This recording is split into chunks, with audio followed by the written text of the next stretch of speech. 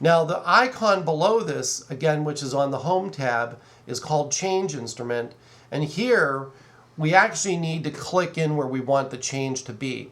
So for instance, we don't want this to be horn here. The first line, this is going to be horn for 4 measures, horn 1 and horn 2. But here we want this to be trumpet. So what I'm going to do is highlight these 4 measures and these 4 measures. I'm going to go to Change Instrument, and we're going to scroll up here since we're kind of already in the brass setting, and we're going to look for trumpet in B flat and do that. And now you'll notice that it puts it here, it puts in this trumpet thing, and you'll see this little block right here, and you can even highlight that. Do not erase that. If you do, it'll take away the instrument change. If you look up here, you'll notice we're playing it in the horn part, and you hear the horn.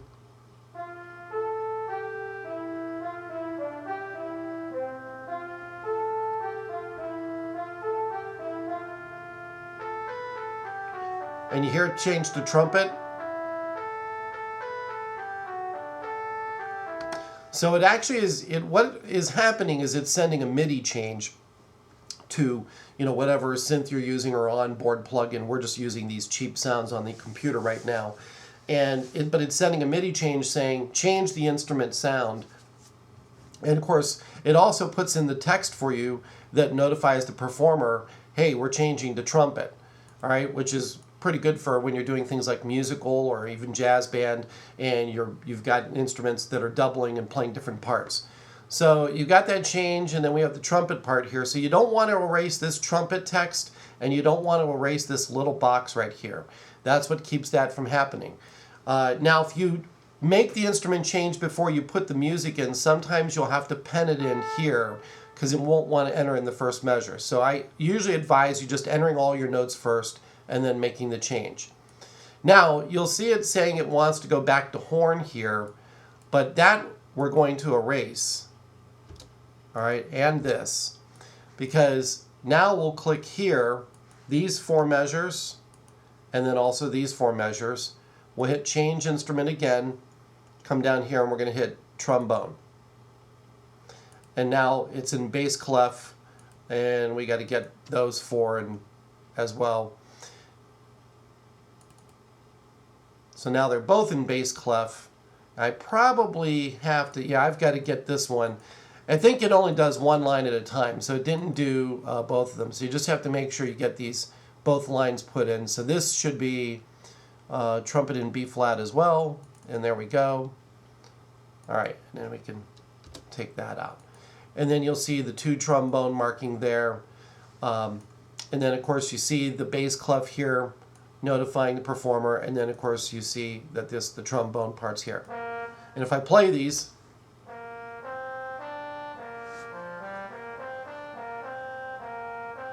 we can hear that it actually plays trombone markings. Now we can raise this up a little higher, we can bring this up if we need to get more room for the notes. All right, we can bring that text up a little bit, just grab onto it and so forth. Now another thing we can do to make it look a little bit more real is we can hide this stuff.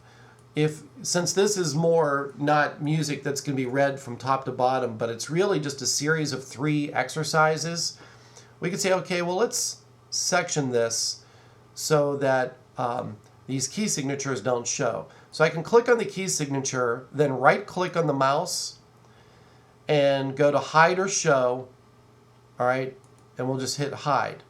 Same thing here. Hide or show, and we can even do that with that. So you didn't actually erase it, and that's the thing. You don't actually want to erase this stuff, but you want to hide it. You can still see it there, but when you actually print the paper, it will not be there. Both, but I guess not. So just click each one separately, and then right click and go to hide show. And then you don't have to do anything here. The next thing we're going to do is I'm going to pull this in a little bit, just so we can make them about the same size. Maybe we have to pull this one out a little bit so that we're not truncating things too much.